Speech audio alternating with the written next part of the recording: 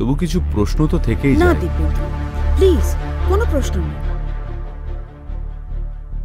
ওরা মানে কারা? মিডিয়া?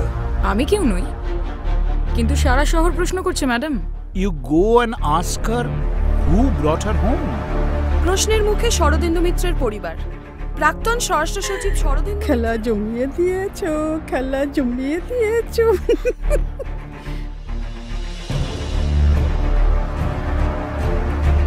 সত্যিটা আমার জানা দরকার।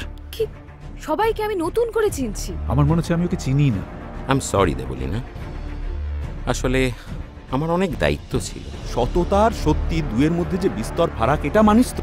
একটা সুতোর উপর দুলছে আমাদের জীবন। কেন ধ্বংস করলে এভাবে নিজেকে? The demons are in your mind, Devi. Free them.